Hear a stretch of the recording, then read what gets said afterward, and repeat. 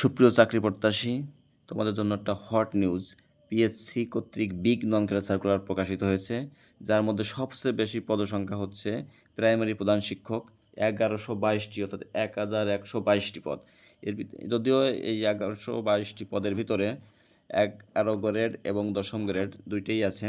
তারপরে সবচেয়ে পদ সংখ্যা বেশি হচ্ছে সিনিয়র নার্স, 828টি। এটাও কম নয় বাংলাদেশের মতো এসে। সব মিলিয়ে কিন্তু অনেক পদ, আরও অনেকগুলো পদ আছে, সেটা আমি বলতেছি সামনে। তো কিন্তু এখানে একটা লক্ষণীয় বিষয় আছে, বয়স ধরা হবে কোন মাস থেকে। যাদের বয়স 1/8/2025 তারিখে 32 বছর পূর্ণ হয়েছে, অর্থাৎ তাদের এই পর্যন্ত তারা করতে পারবে। ঠিক আছে, 1/8/2000 অর্থাৎ আগস্ট মাসের 1 তারিখ থেকে এই বয়সটা ধরা হবে। আবেদন করতে পারবেন এই মাসের কোন মাসের, এই সেপ্টেম্বর মাসের 21 তারিখ থেকে দুপুর 12টার পর থেকে আবেদন করা যাবে।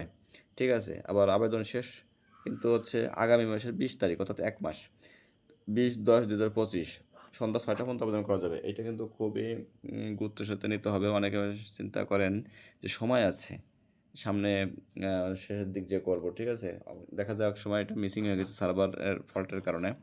সো আরও কিছু এখানে একটা লক্ষণীয়, সবাই সার্কুলারটা ভালো করে পড়তে হবে। এখানে অনেক রকমের শর্ত দেওয়া আছে এবং অনেকে ভালো করে না পড়ার কারণে অনেকে কিন্তু অ্যাপ্লাই মিসিং হয়ে যেতে পারে। যেমন কর্মী নং 100, এই জিনিসটা লক্ষ্য করবেন, এখানে কিন্তু বয়স 32 নয়, এখানে কিন্তু বয়স 32-এর পরিবর্তে 33 ধরা হয়েছে। এটা কিন্তু একটা অনেকের জন্য কিন্তু সুবিধা। আবার ওই পদে যারা চাকরি করে তাদের জন্য কিন্তু বয়স ধরা হয়েছে 35 বছর, কিন্তু এটা অনেকে কিন্তু এটা বুঝতে পারবেন না।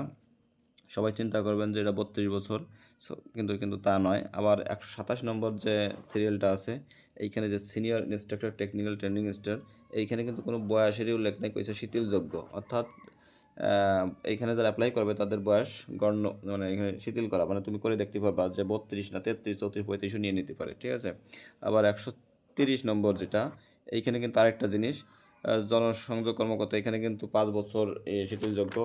আরেকটা আছে ফির ব্যাপারটা হচ্ছে, নবম গ্রেডে 200 টাকা, 10ম গ্রেডে 200 টাকা, 11-12 গ্রেডে 150 টাকা, অনগ্রসর 50 টাকা মাত্র। এটা কিন্তু বাংলাদেশের জন্য খুবই গুরুত্বপূর্ণ একটা ব্যাপার। ঠিক আছে।